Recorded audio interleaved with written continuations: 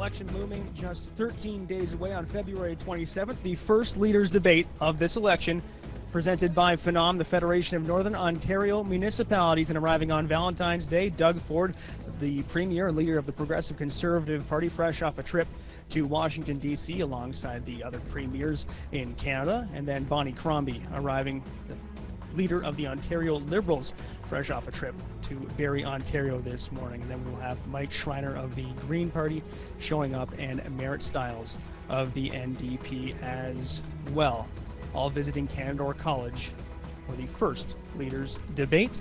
Welcome inside the Canadore College G-Wing Theatre. This debate will be 1.5 hours long, with a focus on issues pertaining to Northern Ontario. Now we'll send to the stage the director of FNOM, Maggie Horsfield.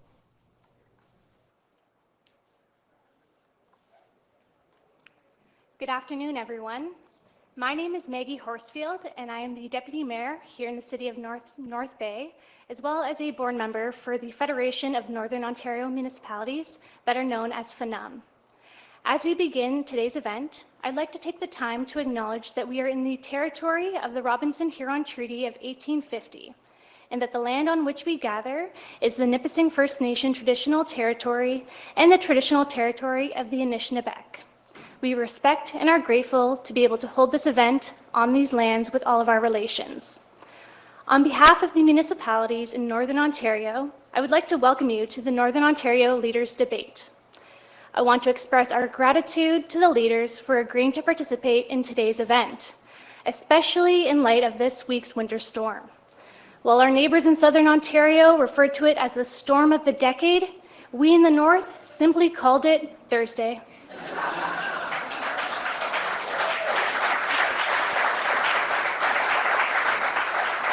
This afternoon, we will engage in discussions about the issues and challenges specific to our region. While we recognize that activities in the United States affect all of Ontario, FNOM emphasizes the importance of focusing the concerns relevant to Northern Ontario. To prepare for today's debate, the FNOM board reached out to over a dozen organizations and groups to gather questions for consideration. We carefully narrowed those questions down to the 5 that you will hear today. The leaders do not know the specific questions in advance, but they were informed about the general topics that would be addressed. Now, it is my great pleasure to introduce our moderator for this afternoon. He is an individual who has become a familiar voice for many at their homes and in their vehicles as the host of Morning North, CBC Radio's morning show for Northeastern Ontario. Markus Schwabe has been with CBC Radio for over 35 years. He started in Saskatchewan, hosted the morning show in Prince George, BC, and has spent the last 25 years at CBC Sudbury, where he jokes that Sudbury is the farthest south he has ever lived. I'd now like to welcome Markus and the leaders to the stage. Thank you and enjoy.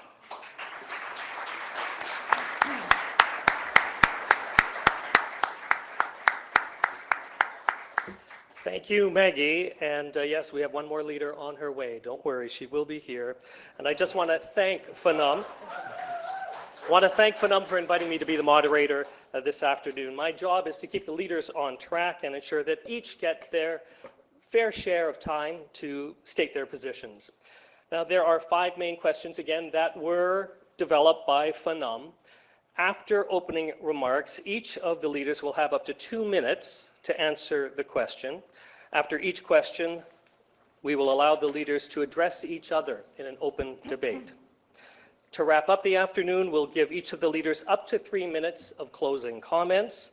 The order of the opening remarks has already been made by draw. Now, FNOM has asked each of the parties to provide a short biography of their leaders, and we'll begin with what was provided by the Liberal Party. Bonnie Crombie will deliver more for the people of Ontario. More access to health care, more for your kids and their classrooms, more support for working families to make life affordable. As a mayor of Mississauga and a member of Parliament, she made life better for real people every day. She has the experience as a leader and as a business executive that our province needs right now.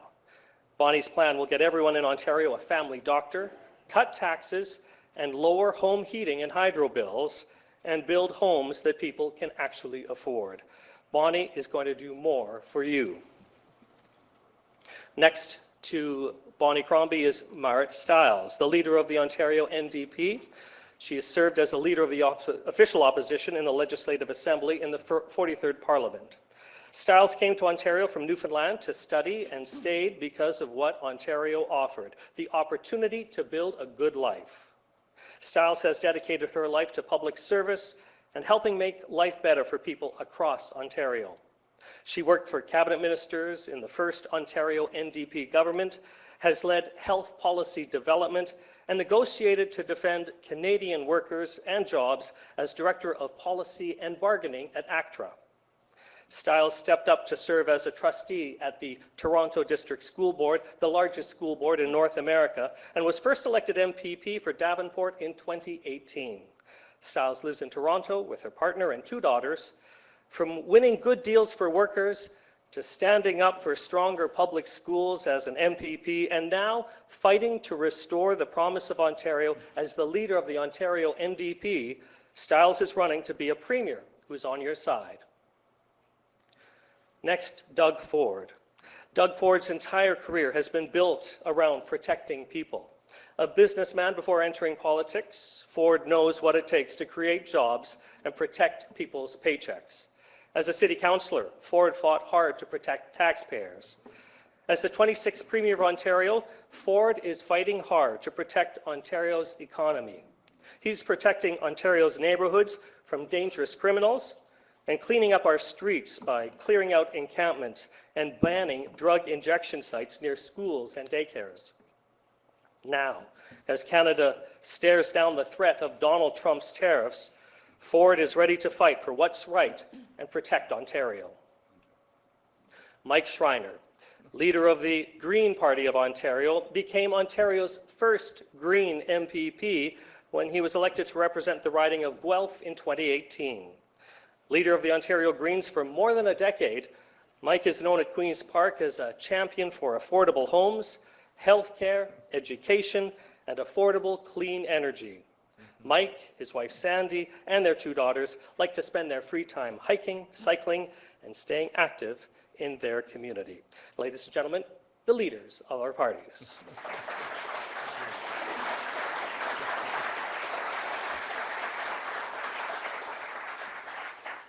The first question this afternoon is about money. Municipalities in Northern Ontario are facing tough times. Not only are they responsible for water, roads, garbage dumps, many social services have been downloaded to towns and cities. Municipalities have to pay for these services with property taxes, and that's a burden, especially in rural and northern communities that have a smaller tax base but serve huge areas. To each leader, what will your party do to modernize the financial relationship between the province and municipalities? And we begin this question with Marit Stiles. 2 minutes. All right, we missed our opening statements. Oh my goodness. My bad. I'm ready. We can go to questions. Thanks for that. Skip the questions. Let's go to the opening statements. We'll come back to that question in a second, and I'm not going to repeat it. So let's have our opening statements. We begin with Bonnie Crombie of the Liberal Party. Thank you. Hello, bonjour, North Bay. I love this province as much as I love this country, but I don't like seeing what Doug Ford is doing to it. After 7 years of Doug Ford's government, 2.5 million people don't have a family doctor, 2,000 of them right here.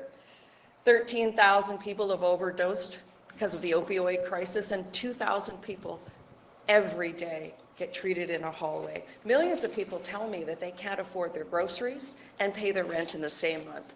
This is Doug Ford's Ontario today. Enough is enough. My mom always told me, Bonnie, if you don't like it, change it. So I did. I left my job as the mayor of the great city of Mississauga, and I decided to run for premier because it's time to stop the downloading and it's time to stop the giveaway to Doug Ford's rich friends and do something for you again. And it starts with getting the basics right. And my commitment to you is that you will all have a family doctor in 4 years. I will cut your taxes and I'll take the HST off your home heating and hydro, and we will build affordable housing again when you vote for Ontario's Liberals. Thank you. Next up, Marit Stiles, Leader of the NDP. Thank you so much. Bonjour tout le monde. Hello, everybody. I'm Marit Stiles, and I'm so proud and excited to be here in Northern Ontario again.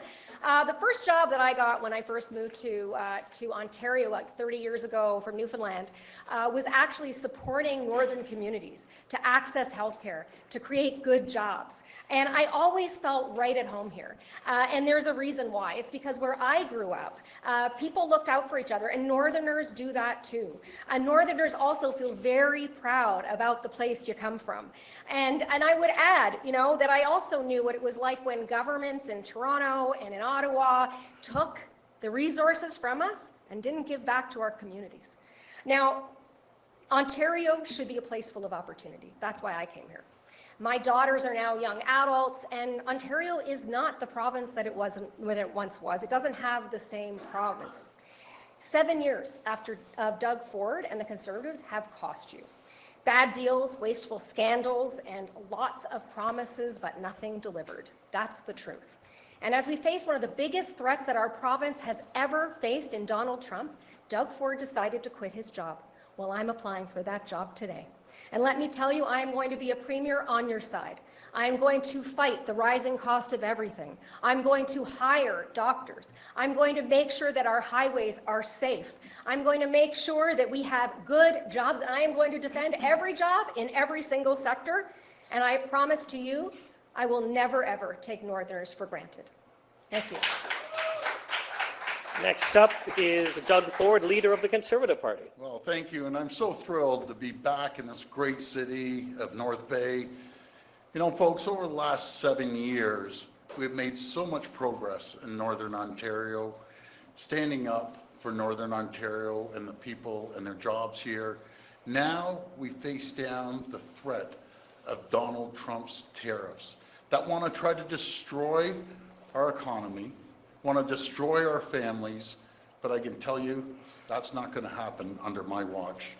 Now, as we face Donald Trump's tariffs, we've become stronger, we've become more united, more resilient. I've never seen patriotism like this running so wild across our province. Northern Ontario is blessed with an abundant supply of critical minerals, and I can tell you the world wants these critical minerals. We need to mine and process Ontario's critical minerals here. They're no good just sitting in the ground or being shipped off to China. We need to make sure we keep these jobs here because Northern Ontario has never ever been more important to protect our province and protect our country.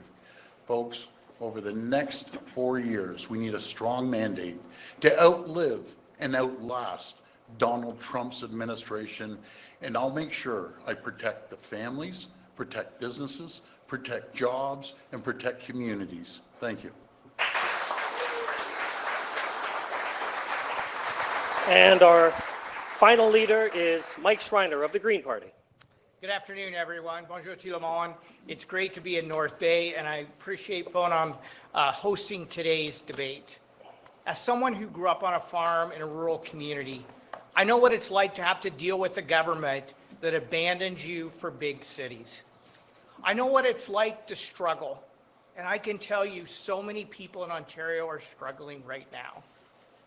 It's not fair that rural and northern communities are being abandoned by a government wasting money on tunnels and spas in downtown Toronto instead of investing in rural and northern communities.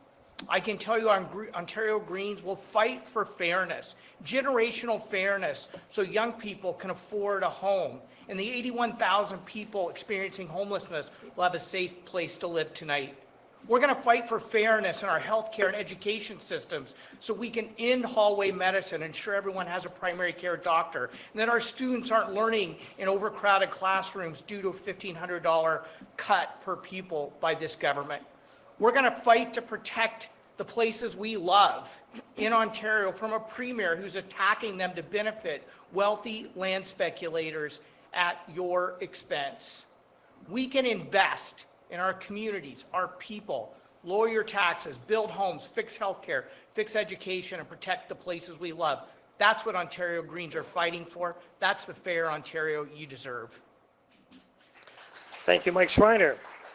So let's get to the questions that I was so anxious to get to. These are questions, again, prepared by FNOM, the Federation of Northern Ontario Municipalities. And that first question is about what your government would do to ensure municipalities in Northern Ontario would get their fair share of funding. What would your party do to modernize the financial relationship between the province and municipalities? And Marit Stiles, we will begin with you. Excellent. I was ready the first time, but I'm ready to go now. Times are very tough right now for so many Ontarians. Every time you check the mail, there's a bill there that's just gone up again. Costs keep rising, and municipalities, our towns and our cities, are also feeling that strain. There was a time when your provincial government actually took care of you, right? They made sure that the roads were clear and the highways were well maintained. Conservatives and Liberals downloaded a lot of that responsibility onto municipalities to pay for. Those costs are then passed on to you, the taxpayer, and that has been bad for everyone. To make that fair, our plan is a new deal for municipalities. The province is going to take back a lot of the responsibility for paying for many things that should have always been provincial responsibilities, like mental health and road maintenance between towns, like truly affordable housing. And we're going to bring down costs for Northerners in the process. And on top of that, I want to tell you as well, we have a plan to bring down the cost of everything and to put more of your hard-earned money back in your pocket with our monthly grocery rebate. That means that every month, you're going to get money back in your pocket that you can spend on food. It's time that Northerners and Northern communities had a government that was on their side and that people could actually afford the cost of living in the North again. We're losing our young people. We're losing them every day. They're leaving our communities. I hear it from you all the time. You need a government and a premier who's back on your side. Thank you, Marit Stiles. We're going to go to Doug Ford, leader of the Conservatives, to talk about the financial relationship between the province and municipalities and how it can be modernized. Well, first of all, thank you so much for the question. There's no party that's ever given more money, more transfers to municipalities, all 444 municipalities, than the PC government. That's the reason. We have more endorsements from mayors across this province than all three parties combined. The best way to deliver revenue to northern municipalities is by unleashing Northern Ontario's economic potential. And I'll tell you where their potential is. Their potential in the north is called the Ring of Fire. We've had great progress with our First Nations communities, Martin Falls, Webequie, Arrowland, historic agreements that are going to make sure that we build that road up to the Ring of Fire that consists of almost over $1 trillion. $1 trillion of critical minerals that the world wants, the U.S. wants. You know, as Donald Trump's tariffs are coming at us, and it doesn't matter if it happens tomorrow, next month, or in a year, I can tell you Northern Ontario plays a critical role in protecting our province and protecting our country. Thank you. Mike Schreiner of the Green Party. Yeah, thank you. I'm not quite sure which mayors Mr. Ford is talking about, because when I talk to mayors and councillors, all they talk to me about is the crushing financial burden that's been downloaded onto their backs by the PC government.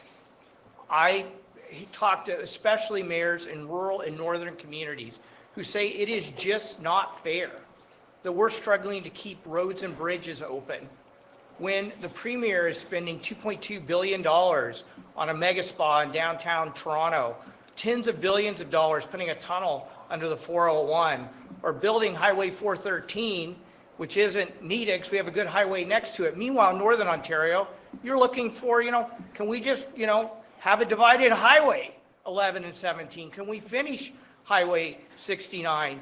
Can we reverse the downloading of housing and shelter costs onto our backs? Those things are leading, oftentimes in rural and northern communities, to double-digit property tax increases. I call them the Ford government property tax increase. The Ontario Greens would provide municipalities with dedicated, predictable funding, $28 billion over the next 4 years, so we can build homes you can afford, so we can ensure people are housed, we can ensure that your roads and bridges stay open without these double-digit tax increases brought on by the provincial government. Bonnie Crombie of the Liberals. Thank you. Well, I think the question originally was about your fiscal framework, and I know the municipal leaders are really concerned about that. And having been there and worn that hat, I know the impact that the downloading from the province makes. And I know that you want to build thriving communities and you want to stop the mental health, the homelessness crisis, the addiction crisis, but it's been downloaded onto the municipal taxpayer. I want to be sure that you have the sustainable funding that you need to keep your local roads open, the ability to build supportive housing with wraparound services, and to keep the roads open so that we can move those goods and services and get our kids to school. We have to upload.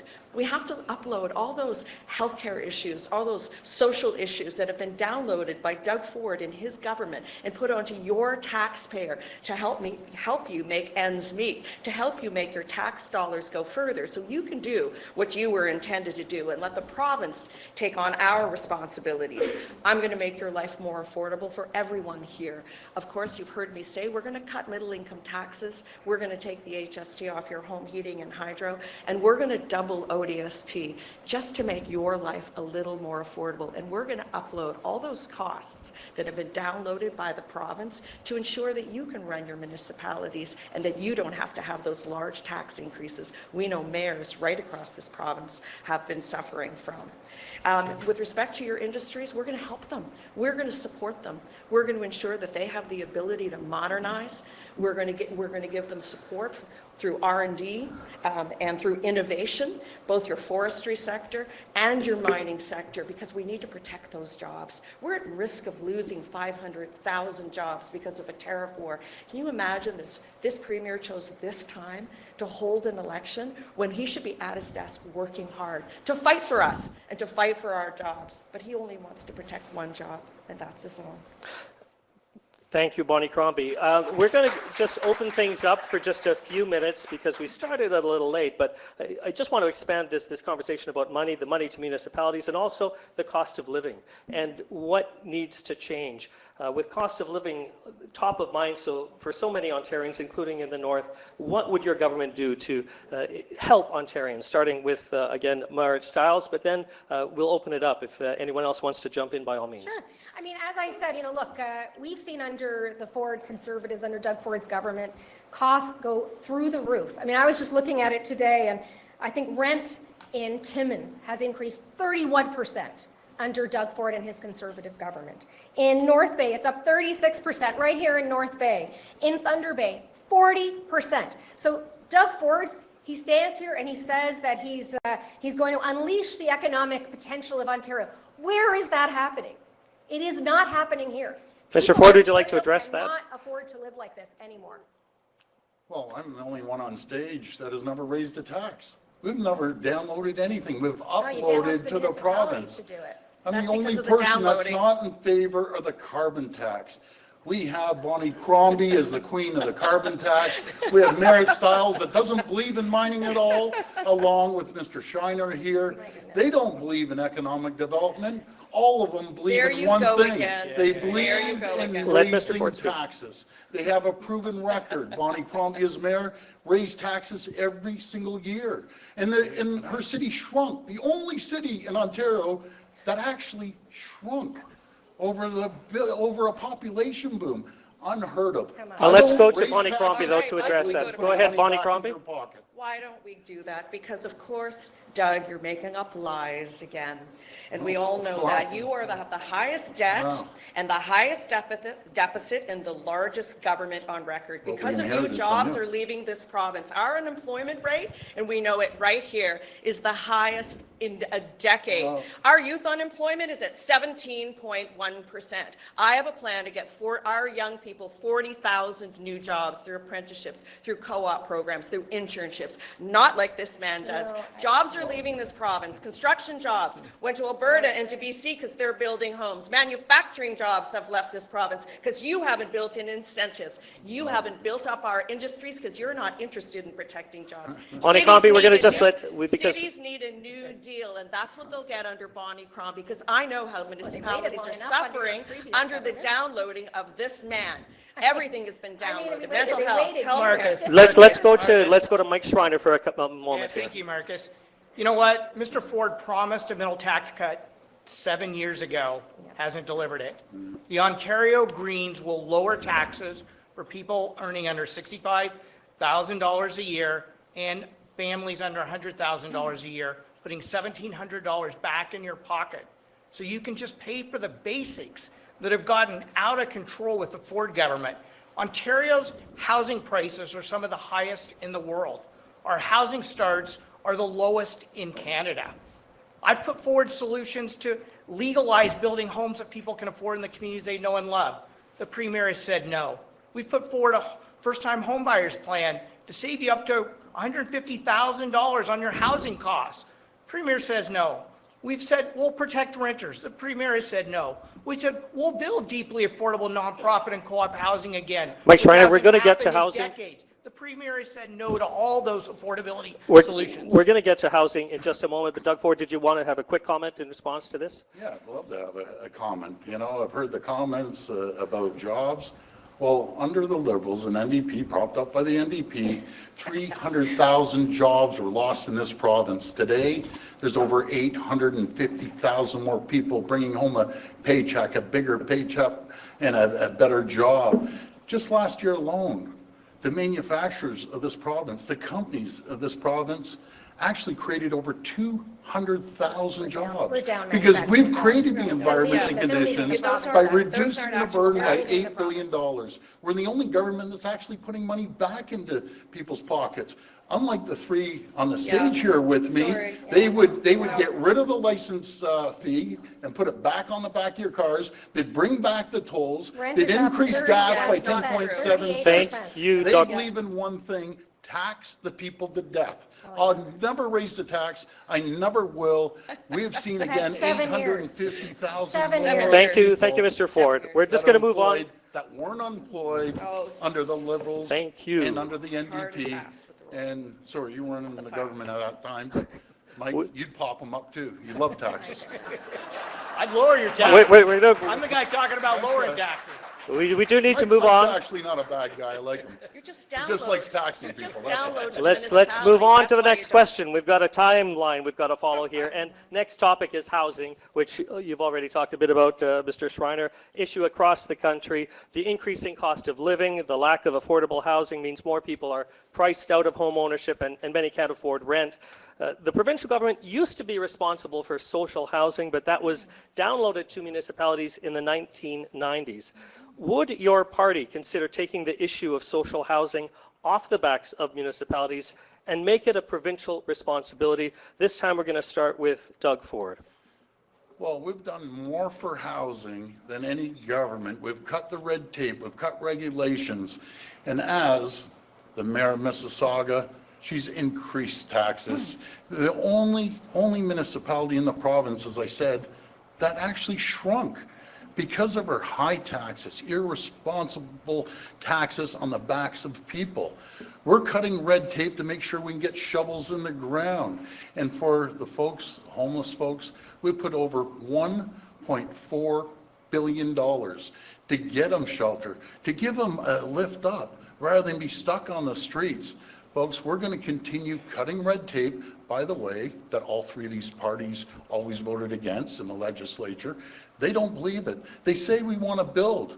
They don't believe in building. Bonnie Crombie had the lowest builds in all of Ontario. And Mr. Schreiner, he won't cut down a dandelion to put the shovels in the ground. He just won't do it. And Marit, you don't believe in building. You vote against us on every single bill. You know, I see my friend Vic Fidelli in there. He's beside me in the house. And he just keeps going in my ear saying, I can't believe these people. All they want to do is tax and build nothing and then criticize. We're a party of action. We're going to continue building, setting record numbers. We're ones who led right across the country getting rid of the HST on rental built housing. So we're going to continue lowering the cost. And I'd love to see the municipalities chop out the delivery charges and making sure they put money back into people's pockets. And the DCs alone in Mississauga are $120,000 by the time you add up all the taxes. They don't want to build. They want to tax people to death. That's what they believe in. I don't believe in taxes. Thank you, Doug Ford. Next up is Mike Schreiner of the Green Party. And again, the question from Phenom is, would your party consider taking the issue of social housing off the backs of municipalities and make it a provincial responsibility? To answer your question, Marcus, yes, absolutely. We have that costed out in our Affordable Communities Plan. Municipalities spent almost $2.1 billion last year addressing housing and homelessness. The provincial government hardly added anything to that. Let's look at the record over the last 7 years. Housing starts are at an all-time low in Ontario. Housing prices are at an all-time high in Ontario. Why is that? Most of the government's housing plans have been, how do we unlock profits for wealthy land speculators instead of how do we unlock affordable homes that people can afford? The result of their housing record is we have a whole generation of young people wondering if they'll ever be able to afford a home. We live in a province where nowhere in this province can a minimum wage worker working full-time afford average monthly rent. And now we have over 81,000 people experiencing homelessness right now in Ontario. Can you imagine that? So what would the Ontario Greens do? We're going to fight for generational fairness. Our plan to build for first-time home buyers would remove development charges and other fees to save up to $150,000 on a new starter home. We would remove the red tape that would enable you to build fourplexes and 4 stories in neighborhoods across the province. We can build homes people can afford, where we already have infrastructure, in the communities they love, close to their families, close to where they work. We would bring back protections for renters, and we would get government back into building deeply affordable homes again. We need to build 310 deeply affordable nonprofit, co-op, and permanent supportive homes with wraparound mental health and addiction supports. 93% of the deeply affordable homes built in Ontario were built before 1995, and the last 2 governments have failed to change that. Ontario Greens will. Thank you, Mike Schreiner. Up next is Bonnie Crombie about whether the province should be responsible for social housing. So, Premier, you know, you talk a good tale and you sound kind of folksy and charming, but none of what you're saying is actually true. Because you told us 7 years ago you would end hallway health care. It's gotten twice as bad. You said you'd cut our taxes, but you didn't do that either. You didn't get it done. And you said you'd build 1.5 million homes. You didn't get that done either. Our construction workers are going to Alberta and BC where they're eating our lunch. And so is Quebec for that matter. We built more homes in 1955 than we're building here today. In fact, we're not meeting 50% of our targets. That's terrible. Children are losing the dream of owning their home. I have 3 kids. 2 of them got married this summer, and both of them want to start a family. And they said, Mom, what are we going to do? We can't put money away because we can barely afford our rent. How are we going to afford that home? So I said to my team, we've got to lower the cost of building. We've got to reduce the price of a home, but yet we've got to make municipalities whole, because I know a lot about making municipalities whole as well. You got to keep their taxes low, because this government, they just downloaded everything to the municipalities. And so of course municipalities, so many of them have double-digit tax increases. My plan is to cut those hidden taxes at the end. They're called development charges, and we would get rid of them entirely. That'll lower the cost of building, it'll lower the price to the purchaser, and I have a fund called the Better Communities Fund that will make the municipalities whole as well. We're going to scrap the land transfer tax too, for seniors, for first-time home buyers, and also for not-for-profits. Our plan will save you $170,000 on a home, and another $13,000 once we scrap the LTT. I want to make home building cheaper. I want your kids and mine to have a home again, because under Doug Ford's Ontario, there is no home building happening, and our children can't afford their rent, let alone put money aside to one day, again, hope that they can buy their own home. Thank you, Bonnie Crombie. And finally, Marit Stiles of the NDP about social housing being a provincial responsibility. Yeah. Well, thanks, Marcus. And let's take a moment here to remember how we got into this place that we're in, right? Because back, as you said, in the 90s, it was liberal governments at the federal level and provincial governments at the provincial conservative governments that canceled the affordable building of homes, the building of truly, deeply, permanently affordable homes that we used to do in this province. Now, Ontario is the only province in Canada that doesn't already build those homes. We are absolutely going to start building again. And I am so proud of our Homes Ontario plan because we are committed to building 1.5 million truly, deeply, permanently affordable homes in the province of Ontario over 10 years. And that, by the way, includes 60,000 supportive housing units, which is what we're going to need to make sure that we can move people out of those encampments and out of homelessness. But look, the other question I want to ask people is, where are the houses? Where are the homes that Doug Ford said he was going to build? Where are the homes, Doug? Because they're not in our communities. They're not in northern communities. They're not anywhere in Ontario right now. He has not done a dang thing about it. That is the truth. And now there's a whole generation of young people who cannot even imagine buying a home and can't even find an affordable rental home. We're going to build those homes, and not only are we going to do that, but we are going to build those homes with lumber from right here in Northern Ontario. We are going to tariff-proof our economy long-term by buying Ontario and building Ontario. 7 years of this government, housing costs are through the roof. It is time that you had a government that was on your side. We will open this up for a discussion for the next 2 or 3 minutes. Doug Ford, we're going to start with you and about how your party plans to address and provide for more affordable housing. Well, I'll tell you how. It's very simple. We're going to protect the people of Ontario. And how you build more homes, you protect businesses, you protect their jobs against Donald Trump's tariffs. Oh my God. You know, we heard from Bonnie Crombie about the DCs. You know, it wasn't too long ago, I went out there and said, let's cut the DCs by 50%. Not all, just by 50%. You had to pull Bonnie Crombie off the ceiling. She was out in front of the media saying, we can't afford to get rid of the DCs, the land transfer tax. You know, something's very simple. You protect the economy, you protect the people's jobs. Yeah. They're going to have an opportunity to go out there Marit Stiles, and buy a home. I'd like Marit Stiles to go first. You have a chance because every business Mr. Ford will close down and leave this province. Mr. Ford, we'll let Marit Stiles speak to this. You have not answered the question because the truth is there are no homes being built in Ontario. Right? Housing starts are lower than they've been since the 50s. That's the truth under his government. And so actually at the end of the day, Doug, people are not, they don't have any options out there. You talk about Donald Trump, you have shown us who you are. You say one thing in front of the public like this, and you go to say another thing behind closed doors every single time. You did that on the Greenbelt. You lied to Ontarians, and you're lying to them now about homes and housing. But you know what? They don't believe you because they're living the reality of it right now. They're living it. They know that they can't find an affordable home. They know that young people know that they can never even imagine owning a home in the province of Ontario. Ontario has become a have-not province in Canada. We are falling so very far behind. Doug, let Bonnie Crombie.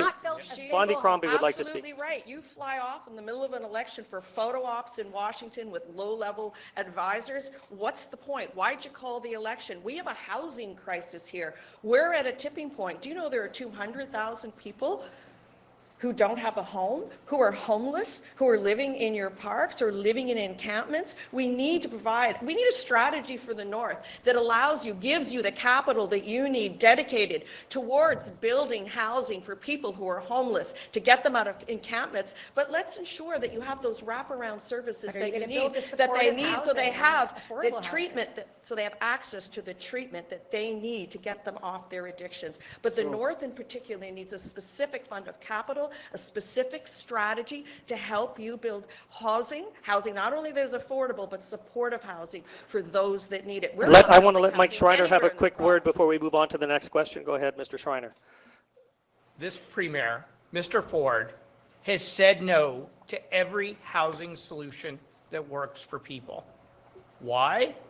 Because the interests of wealthy land speculators are more important to this government than you, the people of Ontario, struggling just to put a roof over your head. And to play politics with tariffs at a time when we should all be working across party lines, showing strength through unity to push back against Donald Trump, to distract from the failure to actually build homes and the $8.3 billion Greenbelt scandal, I believe is highly irresponsible. I'm ready to work with all of us up here. Thanks, Mike. Every single one of us up here to stand united against Trump's tariffs. That's right. And at the same time, build homes, fix healthcare, fix education, and ensure we have a strong economy. Houses should be about, should be about We need families. a wartime effort. Everyone Houses- working together to Houses solve should the be housing about crisis. families, just not speculators, not Doug Ford, developers. we'll give you That's what 20 families seconds need. to wrap up. Doug Ford. You know, we put the Building Faster Fund that Mississauga didn't meet, but everyone else met around the area. You always have an We put excuse, though. $3 billion towards infrastructure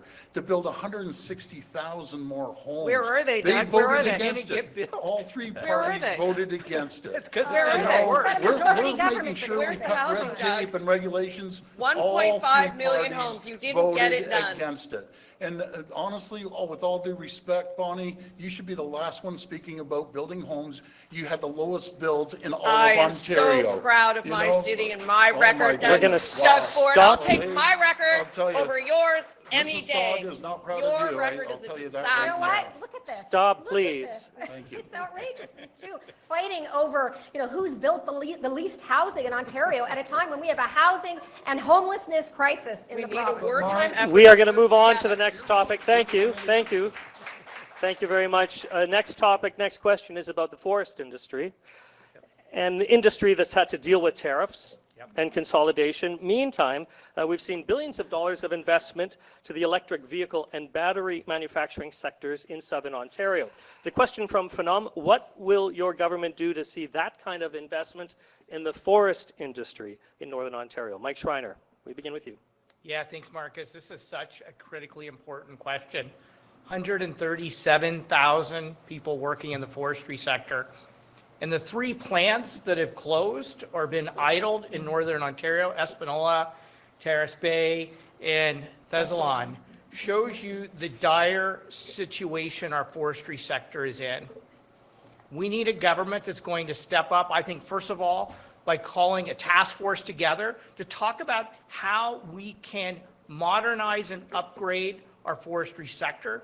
We need modern plants, and we need to make sure those plants are in a position to take advantage of the huge opportunities in the fast-growing emerging green economy. We need to be building mass timber buildings to maximize the value of our forests. We need to have a biomass strategy that shows how our forest industry can be a part of generating clean electricity in Ontario. We need our forestry sector to also have biomass as part of thermal heating solutions as part of a green economy. We need to ensure that our workers have the training they need to be the best forestry workers in the entire world. That's the kind of focus we need to ensure the sustainability of the industry and the prosperity for Northern Ontario. Bonnie Crombie, what will your government do to see that kind of investment into the forest Thanks. industry? And I think Mike says a few really important things here. I really do, and how the forest industry can contribute to our climate goals, and how we can produce green power and biomass for not only our homes but for our mining industry as well. So the question was about the EV industry, and all our eggs, all the Doug Ford eggs went into the EV basket. So we didn't diversify our trade or our trading partner. We didn't build other strong sectors, our mineral sector, because nothing's being done up in the Ring of Fire. Nothing. You said you'd get that done. You said you'd get on a bulldozer and do it. You didn't get it done. But our forestry industry is at a critical juncture right now. We see the pulp and paper mills, as Mike mentioned, in Espanola and Thessalon and Terrace Bay, losing thousands and thousands of jobs, and we need to revitalize them through innovation, through R&D, and we need to help diversify markets, whether in the South by building more homes, like we'd all like to do. We need that wartime effort to come together to build homes, whether across borders, even our own provincial borders. We need to break down trade barriers with other provinces and look for markets abroad. We've put all our eggs in the U.S. basket into one industry. Doug, you failed to diversify our economy. The other sectors are hurting. What's the strategy? Why haven't you been doing that for 7 years? You knew this reckoning was coming. You were cheering on for this president to win. Look what he's going to do. A $7.7 billion industry is forestry. Imagine 25% tariffs taking away $2 billion. It's heartbreaking, but it is an opportunity to recalibrate, modernize the industry through R&D and innovation, and look for new partners, diversify our supply chains as well. There's a lot that can be done to protect those jobs, grow them, build new skilled labor around the new industries, and I'm very hopeful. We're not only going to protect jobs, but we're going to create new ones, because this is a moment. That is we 2 can minutes. recalibrate. Thank you, Marit. Thank you, Bonnie Crombie. Marit Stiles is next Thanks, Mark. on the forest industry and the investment into the forest industry. Well, listen, I thank you so much for that. And I've spent a lot of time in the north listening to forestry workers. Last year, I was on a trip up along the North Shore, hearing from people in communities like Scriber and Nipigon and Terrace Bay, the steel workers there who have seen their pulp mill shuttered. Yep. And that was and should be the lifeblood of that community and is essential to forestry in this region. When we came to Doug Ford, those workers, the small business owners, the mayors, and we came to get that mill reopened again and get some support, he folded like a cheap suit, right? Workers were on their own. And he can say all he wants to about working for workers or industry, but that has been Doug Ford's record, his track record. And we've seen it in Thessaloniki, we've seen it in Espanola, and we have seen it in Terrace Bay. I do not fight this battle alone, right? Lise Vaugeois, MPP up there, fighting like hell for Terrace Bay Mill every single day on behalf of those workers. Guy Bourgoin, who comes out of Kapuskasing, out of the forestry sector, qui nous vient du secteur forestier à Kapuskasing. He was down in Washington during the softwood lumber dispute, fighting for those jobs right there in Washington. And as Premier, I'm not only going to fight for those jobs because somebody does need to. I want to grow the sector. I want to create more opportunities. I'm going to launch a Buy Ontario, Build Ontario campaign to promote Ontario goods, to diversify around the world, including softwood lumber and pulp. We're going to make sure that what happened in Terrace Bay and Thessalon and Espanola and other communities like it under Doug Ford's watch and under the previous Liberal government too, never happens again in Northern Ontario. If you can take one thing away from tonight, make it be this: we are on your side, and I will fight for that industry. Doug Ford of the Conservatives on investment into forestry. Well, Ontario forest sector is at ground zero when it comes to the fight against these tariffs. For decades, Northern Ontario's forestry workers have front these tariffs, and I can tell you, just since we've been in office, since 2018, there's been over $400 million of new investments in Ontario's forestry sector. Just talk to the sector, ask them who they support. There's a reason why they'll be supporting us. That's creating over 3,500 new jobs. We've invested nearly over $60 million this year alone to build and maintain forestry, roads, enable businesses and operations and industries. But do you know what's common, folks? All three of them voted against this. They come up here and they talk a good story, but when they're at Queen's Park, they vote against it. Biomass has a ton of new uses, including natural gas, 3D printing, and mass timber products. We're providing funding to mills and facilities to buy new equipment, to retain workers and retool operations. Mass timber is also a huge opportunity. That's why we're turning to our forestry partners in Ontario to build more homes. We've passed new regulations that they voted against to allow timber buildings so we can use Ontario to build Ontario homes. But they came up here talking timber, but they voted against that. They say one thing on the debate, when they're in Queen's Park, they say something else. It's like Dr. Jekyll and Mr. Hyde. They flip back and forth. So we're going to continue reducing the burden. We're going to stick up for the forestry industry.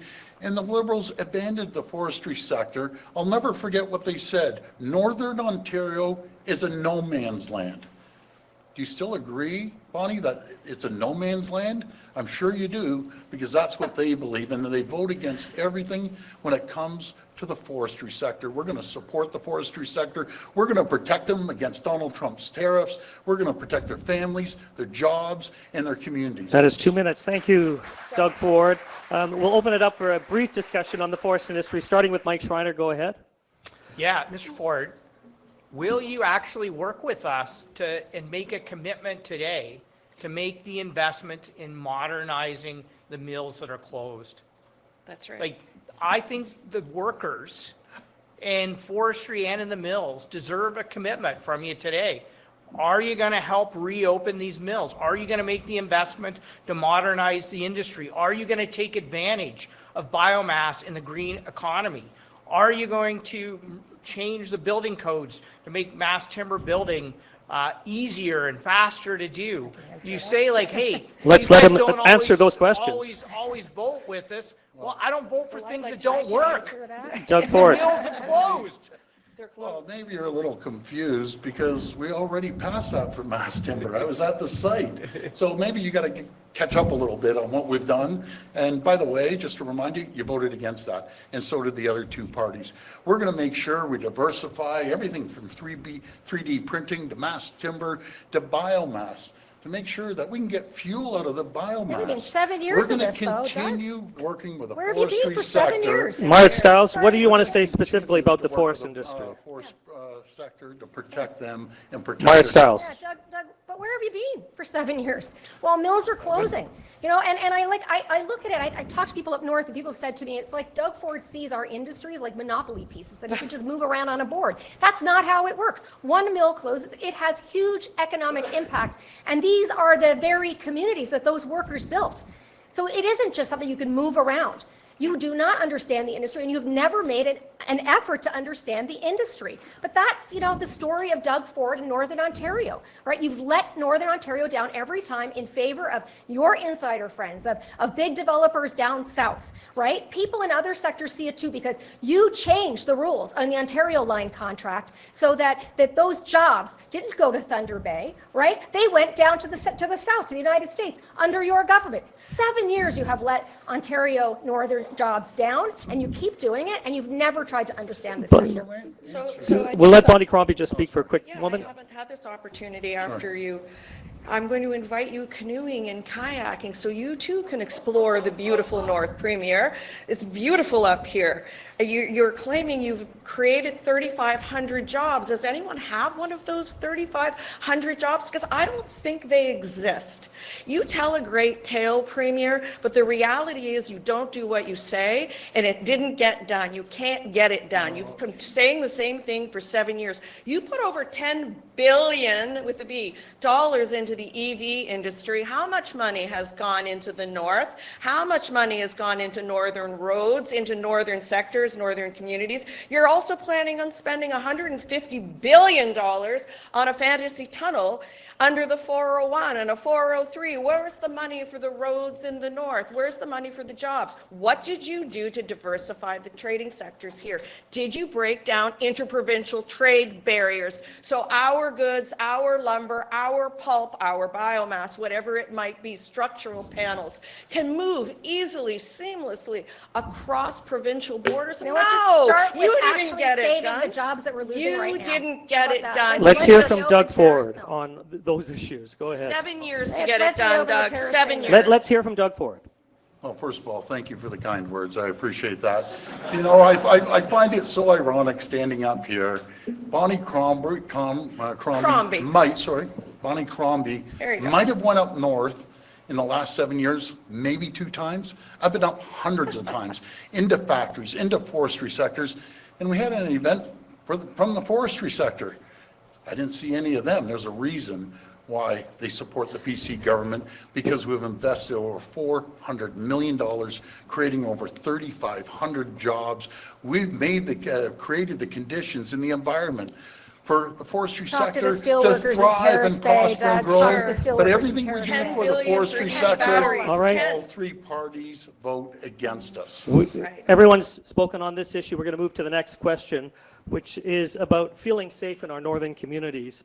There are people struggling with addictions, many with mental health challenges, living rough. If elected, Would you open the Mental Health Act and the Controlled Drugs and Substances Act to recognize addiction as a substance use disorder? And this time we start with Bonnie Crombie. Yes, I would. This is an issue that's really personal for me, and don't know if many of you have heard me sharing this story, but I've been affected by mental health and addiction. My biological father, he left us when I was very young, and I hadn't seen him in decades, in fact, because he had a very serious addiction issue.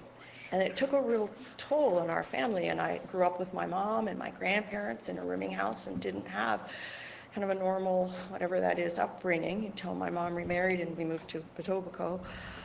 But I saw the stress it put us under and how it puts many people under, and I was grateful for the Seton House, a men's shelter in Toronto, that took him in and provided him with the care and the services that he needed.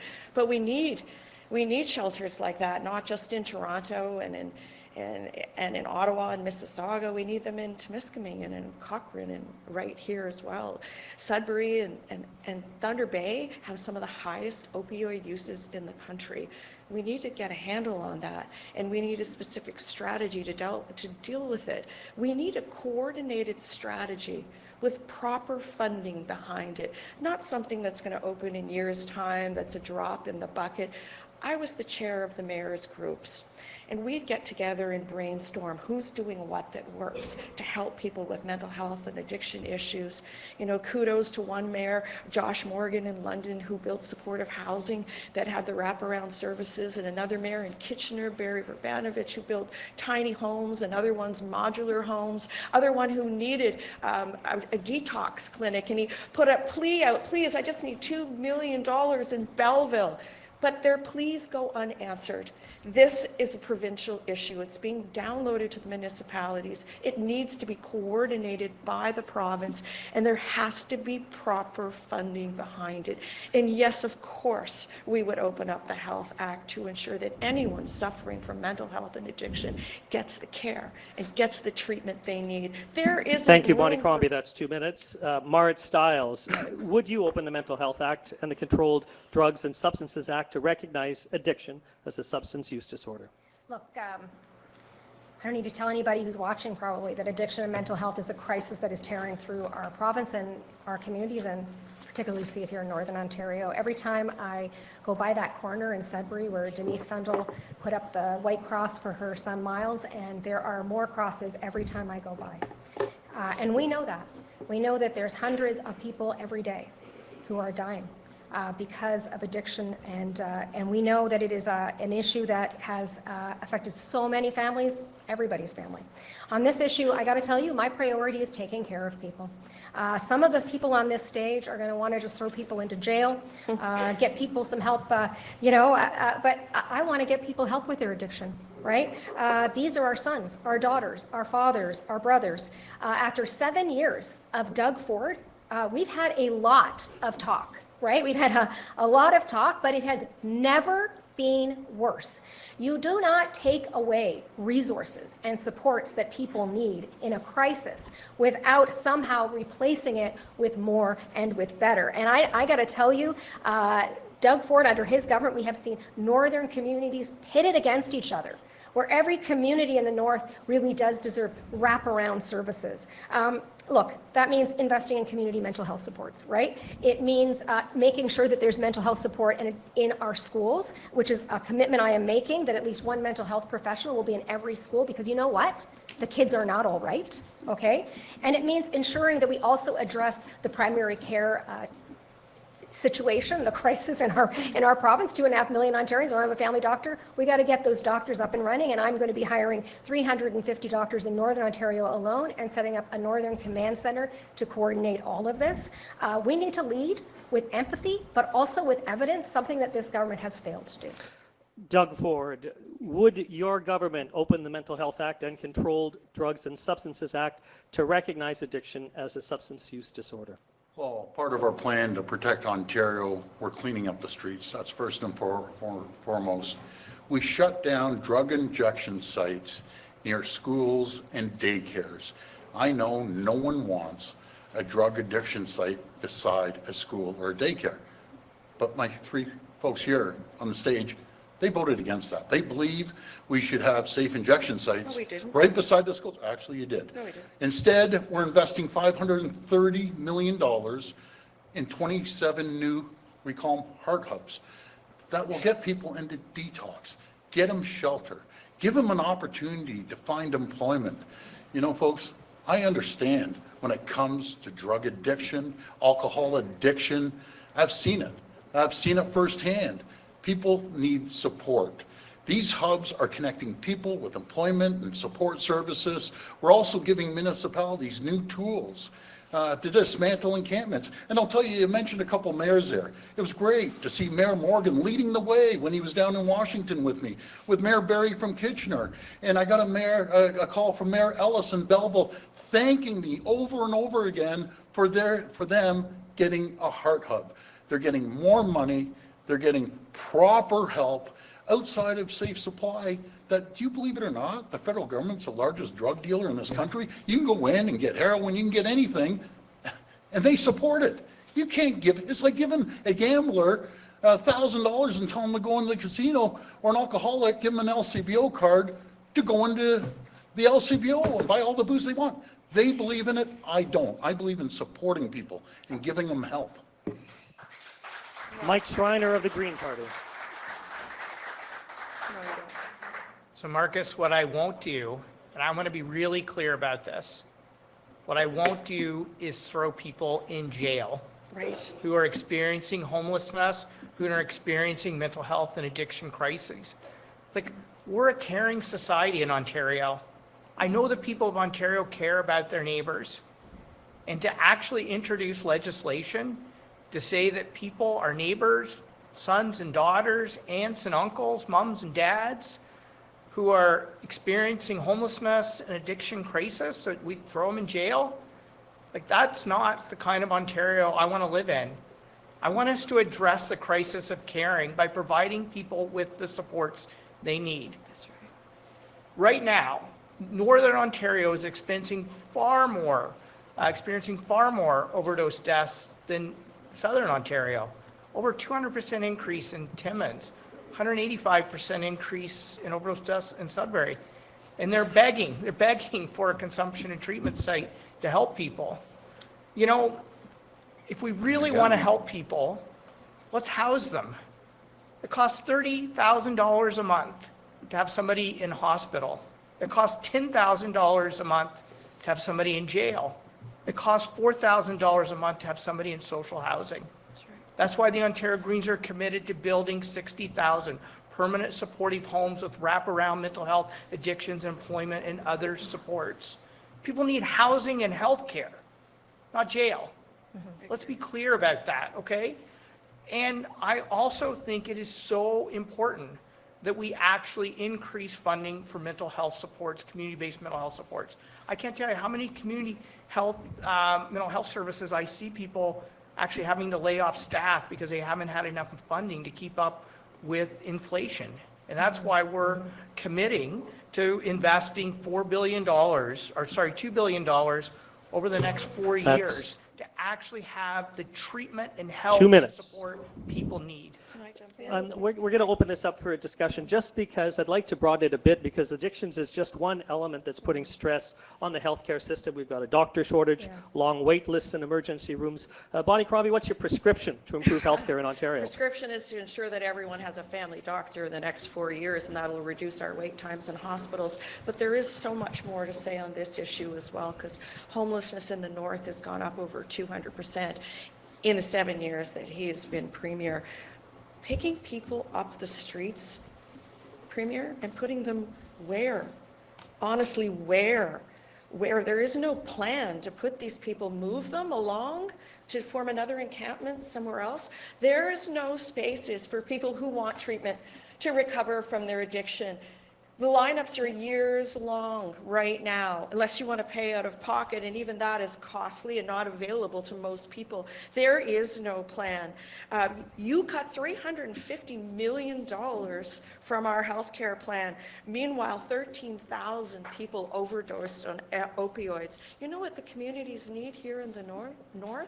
Mobile crisis units to get there sooner. But yes, we need more doctors, and since you want me to talk about that, I'm happy to. And let's go because to I have a Marit's. plan that will put Well, $3 billion on the table to ensure that you have. We've hired 3,100 doctors. Marit Stiles. So listen, thank you for that, because it is really important. And I think, we can't separate these two things, right? Lots of people, the first opportunity they're going to get, and the first place they would normally go to talk about whatever mental health challenges they're facing or addiction challenges would normally be your primary care, your family doctor.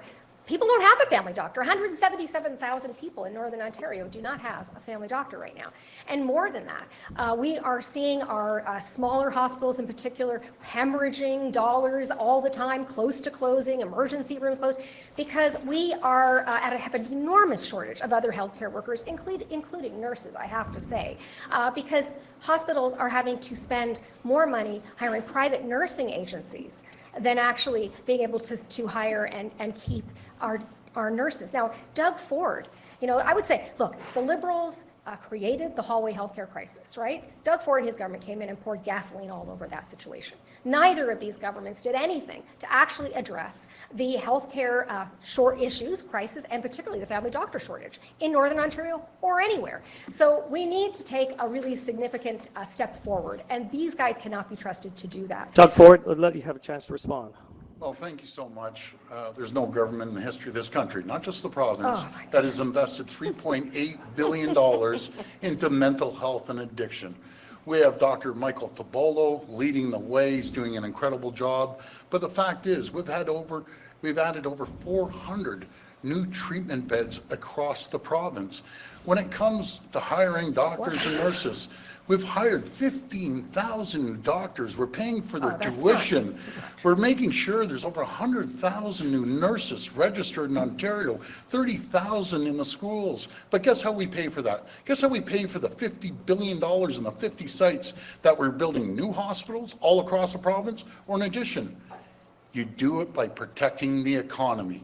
The economy is what pays for hospitals, healthcare, schools, and opportunities. No equipment. There's never been more investment in healthcare nurses. than what we've done, over $33 billion more than the previous government, building new medical schools, adding more seats. Under the Liberals, they got rid of the seats. We're adding more seats right here in the north. Let's have Mike Schreiner have just a few seconds to wrap things up. Let's just be honest with people. Ontario has the lowest per capita funding for healthcare any province in the country. It would take an additional $12 billion just to get us to the provincial, the national average among provinces. The Premier talks about money going into mental health. That's over 10 years. People need mental health services right now. Not like 10 years from now. Like literally, Canadian mental health associations across the province are having to lay off staff. That's right. Because they didn't get enough funding at a time when we're facing a mental health crisis. We have to have an honest conversation about the investments that are needed. And yes, we need a strong economy to do that. And yet, unemployment's the highest level in Ontario. We're going to leave it there. We have to move on. We have one more question to get to. And I'm going to ask that your comments about this question initially be restricted to 1 minute each. And it's about highways in the north. We've touched on that a bit. Highway 17 and 11 are Northern Ontario's 400 system. But in the north, they're mostly two-lane highways. They're often shut down for hours, sometimes days, because of winter storms and collisions. What is your strategy to increase safety of our northern highways? Marit Stiles, I'll give you 1 minute to open. Okay, sure. Look, it is tough to get around on the roads in the north, no question. You are taking your life in your hands to get anywhere, and northerners also rely more on highways than anywhere else in the province. But look, Doug Ford will always put private profits ahead of public good, and we see that when it comes to our highways. Privatized highway maintenance has been a complete disaster. So first of all, as Premier, I'm going to bring winter road maintenance back in-house and back under public government control, provincial control. Let's also remember that when it comes to improving highways, there was money for improving highways up here, but Doug Ford took $158 million of those dollars that was earmarked for widening Highway 11 and 17 and moved that money down to Southern Ontario for other projects. Maybe he thinks it'll help with his fake tunnel under the 401. But look, we're going to bring that money back to the north. We're going to widen Highways 11 and 17 as well as Highway 69, and we're going to build the Cochrane bypass too. All right, let's move on to Doug Ford. 1 minute on what your government would do, your strategy to increase safety on our northern highways. Well, our plan to protect Ontario highways is very simple. We're working hand in hand with First Nations community, Chief Powis, which I actually he called me this morning saying, way to go, we'll keep going. We're going to help make sure it's a 2-lane highway on both sides. They're 100% behind us. We're undertaking one of the largest projects in the north, expanding Highways 11 and 17. And by the way, these 3 parties voted against it. We're building 18 new rest stops for truck drivers across the province. We're bringing back the Northlander, thanks to my friend Vic Fideli. As the Liberals canceled it, we're bringing it back. We launched Ontario 511 so northern drivers can get real-time information on snow clearing. And by the way, I love the people out there clearing the snows. We've invested over $600 million to repair and expand highways. They voted against it. We also invested nearly $150 million on winter maintenance. They voted against it. That's your 1 minute, Mike Schreiner. 1 minute on northern highways. So let's be clear with Northerners. Every time the Ford government says, hey, we're going to spend 10 to 12 plus billion dollars building Highway 413 in Southern Ontario, when there's a perfectly good highway right next to it, or tens of billions of dollars tunneling under the 401 instead of investing in immediate solutions to gridlock like paying the tolls of truckers on 407, it means the money for widening Highway 11, 17, and finishing 69 go down the priority list because it goes up in the south. So we need to have safe highways in Northern Ontario. We need to have divided highways in Northern Ontario. And in the interim, we need to come up with innovative solutions, such as the 2+1 dividers that the Nipissing Shores Chamber of Commerce has put forward as ways that we can immediately, at a low cost, improve safety while we're waiting for longer-term solutions like divided highways. Thank you, Mike Schreiner. Bonnie Crombie of the Liberals. As you all know, I'm a new Liberal leader, and I'm not taking responsibility for decisions made previously. I support the Northlander. It should never have been closed, and we'll be sure to open it because he hasn't gotten it done in the past 7 years. I know. Well, sure. What a joke. Let's talk about, come What on. a joke. Your municipalities need to be provided with the sustainable funding you need for your roads.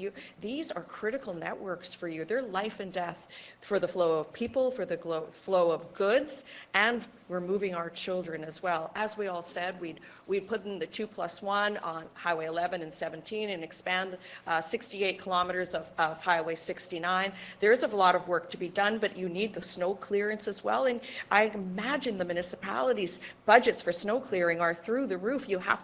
They should be cleared within the first 12 hours down to the bare pavement to make the roads safe because they're treacherous. I know it and you know it, and they're treacherous in the summer as well. I remember being on 129. Sorry, Bonnie Crombie, that's your 1 minute. I'm sorry, and the afternoon is flying by, and it is now time for the closing statements. So you have up to 3 minutes. In reverse order from the opening, we begin with Mike Schreiner of the Green Party. Well, first of all, I just want to say thank you to my colleagues for being here tonight. Thank you or this afternoon. Thank you to Fauna for hosting today, and thank all of you for being here, either in person or online. This is democracy in action, and we need to strengthen our democracy, something I believe deeply in. You know, I understand times are tough out there right now. So many families are struggling to get by, to find an affordable home, pay the grocery bills, maybe have a nice March break with their kids.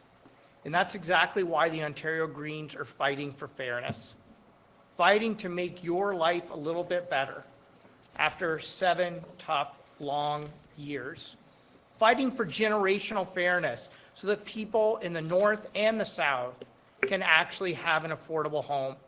You know, we've put forward a plan to legalize housing within existing urban boundaries so we can quickly start building homes people can afford in the communities they know and love where we have infrastructure. We would remove fees and charges on starter homes to make them affordable for young people again. We would actually start protecting renters because there is no city in Ontario where a full-time minimum wage worker can afford average monthly rent. We would actually have government get back into the building of affordable and deeply affordable nonprofit, co-op, and supportive housing with wraparound mental health and addiction supports. Because nobody in Ontario, when housing should be a human right, should be homeless tonight. Over 81,000 people in encampments right now. That is so wrong. We would lower taxes for people earning under $65,000 and households under $100,000, saving you up to $1,700 a month. Paying for it by asking the wealthiest tax bracket to pay a little bit more so we have fairness in our tax code.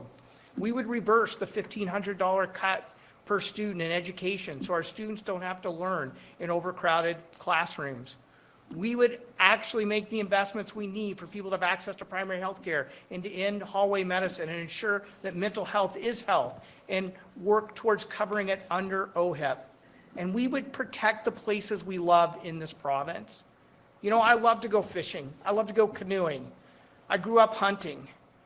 You can't do those things if you have a government that doesn't protect the nature that protects us. As we see the increasing frequency and severity of unsafe weather events fueled by the climate crisis, we have to protect our farmland and our nature that protects us.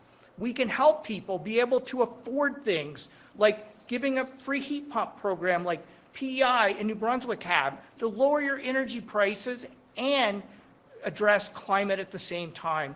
We have solutions, but we need local champions, green MPPs to come to Queen's Park and deliver those solutions, because that's the kind of fair Ontario each and every one of you deserve. Thank you, Mr. Schreiner. Now Doug Ford from the Conservative Party. Well, first of all, thank you, Mike. I want to thank our other colleagues for being up here. You know, folks, this election is about leadership. Who do you trust to protect your family, your jobs, businesses, and communities? This election is about who's going to protect the people of Ontario. Over the last 5 weeks, we've seen what the next 4 years will look like under President Trump's White House. He'll shift the goalpost every single day on a whim, creating economic chaos every single time he does it. Whether he imposes tariffs tomorrow, next month, or next year, President Trump will continue to use tariffs to get what he wants. We have to be eyes wide open. Tariffs will devastate northern industries like mining, steel, and forestry. They'll put thousands of northern workers' jobs at risk. President Trump doesn't know what all we know, that Canada is not for sale. Canada is resilient, we're strong, and we'll stand up to President Trump and the tariffs. To protect Ontario, I'm asking the people for a strong, stable, 4-year mandate so we can outlast and outlive the Trump administration. The stronger the mandate, the better we'll be able to protect communities and families and businesses around Ontario. As we face down the threat of Donald Trump's tariffs, Ontario and Northern Ontario has never been more important. Northern Ontario is blessed to have an abundant supply of critical minerals. The U.S. needs it, the world needs it. But our critical minerals don't do us any good if they're sitting in the ground or being shipped off to China. The future prosperity of our province, of our country, unlocking economic potential of the Ring of Fire is absolutely critical. We need to do more. We need to do it faster. The need to speed up permitting and approvals of critical minerals in the ground, processed, shipped right here in Ontario. We need to ship those out around the world. And we need the federal government to get out of the way. They keep delaying and delaying. We need no more excuses, no more reasons why we can't or we shouldn't. Friends, We're in the battle of our lives here in the province, in our country. The front line of that battle starts right here in Northern Ontario with the critical minerals. We'll do whatever it takes to turn Ontario into a critical mineral and energy powerhouse around the world. Please join us, and together we'll do whatever it takes to protect the people of Ontario. I want to thank you, and God bless the people of Ontario. Thank you. Now to Marit Stiles of the NDP. Thanks. And first of all, thank you so much again for the opportunity to be here with everyone. It has been fun, I would say. Before we leave, though, I want you to ask yourself this question. In tough times, who do you trust to be on your side? 7 years of Doug Ford have cost you. His bad deals, his scandals have wasted billions of dollars, and they have made life a lot harder for Ontarians. He delivers for the wealthiest, the insiders, but never for the rest of us. And he's been singing the same song, folks, for 7 years. You know, most Ontarians, if they quit their job or they didn't show up for work, they wouldn't expect to get rehired. But Doug Ford does. And he thinks he can pull one over on Ontarians. Well, we can't afford another 4 years of this. We can't afford more hospitals closing. We can't afford to lose more family doctors or nurses so burned out because they've been so disrespected and taken to court by this government. We can't afford wait times in our emergency rooms of 10 to 22 hours if you're lucky enough to find an emergency room even open. You know, along Highway 11 right now, since we're in Northern Ontario, there are 800 kilometers between Timmins and Thunder Bay. There is one delivery unit on that highway, along that highway, for all of the women who need to give birth. Think about that, right? That's Ontario today under Doug Ford, and that's the North. Homelessness in every community, an addiction and mental health crisis, the cost of everything just completely out of control. Ontario needs new leadership, and we need new ideas. In this election, you can trust me to be on your side. As Premier, I am going to fight against the rising costs. I am going to defend every job in every sector. I'm going to hire doctors and build homes, and I am also going to fix our schools. Listen, you're going to hear a lot over the next few weeks about the legacy of Doug Ford. I want you to think about what we can do that's better here in the province of Ontario, how we can change things. And so with that, I will entrust you to consider supporting me as your Premier and to vote for a government, an NDP government, that's on your side. Thank you. And now 3 minutes to Bonnie Crombie of the Liberal Party. Thank you, and thank you for having me here. As you know, this is my first time on this stage. Previously, I was mayor of the city of Mississauga, so I've run a government, a pretty successful government for almost a decade. It was very fiscally responsible, but I really feel on social issues, as I hope I've demonstrated to you here today. What I want to say is that looking around at this tariff threat and Donald Trump to the south of us, I can't imagine that there's another premier in this country that would choose this moment, choose now to call an election.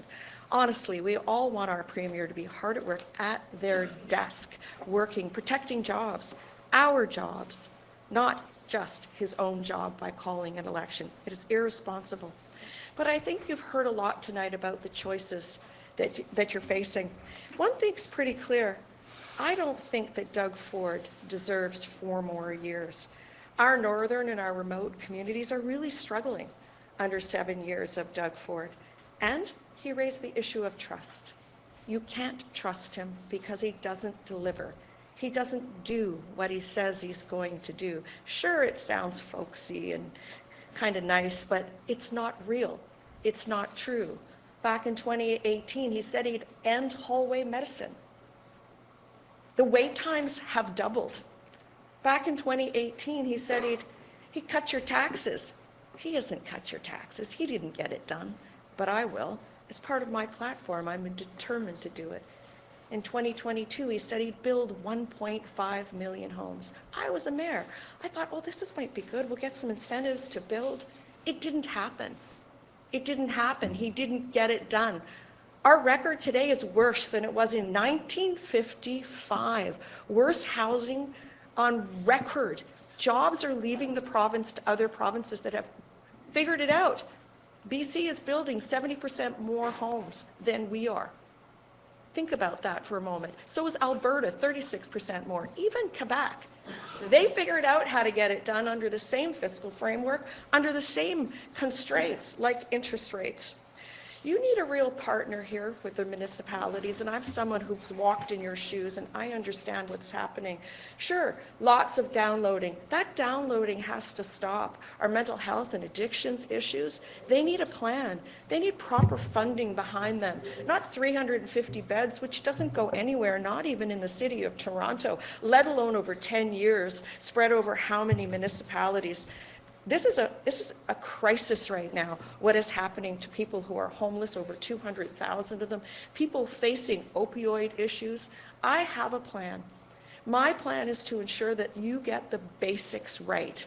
I'm going to ensure that you have a family doctor. I'm going to invest in industries as well, but my most critical goal for you is to ensure that all 2.5 million people in Ontario have a family doc. I'm recruiting 3,100 of them for less than the price of his fantasy tunnel under the 401. He'd rather put money into a foreign spa than put it into our healthcare system. He's putting more money into our spa than into the healthcare system. We're going to cut your taxes and build affordable housing.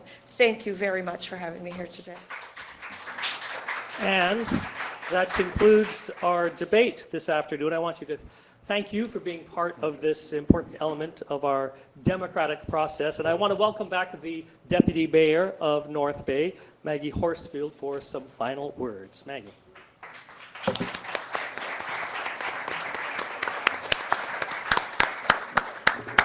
Thank you very much, Marcus, for the exceptional job moderating. On behalf of FNUM, we want to express our gratitude to the leaders who have joined us today. We'd also like to extend our thanks to a few more who have made this event possible. We appreciate our members and their ongoing support of FNUM, which enables us to host events like this. A special thanks goes to the team at Canador for all of their assistance. Additionally, we would like to thank our partners and friends at Cogeco for their efforts in allowing communities in the North to view the leaders today and for sharing the live feed with media across the province. We wish the leaders, their candidates from across the province, and their teams the best of luck over the next 2 weeks. We encourage voters to get out and make their voices heard on February 27th. FNUM's mission is to enhance the economic and social quality of life for all Northerners and to ensure a bright future for our youth. After the election, FNUM will collaborate with the Premier, government ministers, ministries, and the opposition parties to improve the lives of individuals throughout Ontario. Thank you for coming out today. Take care. Thank you.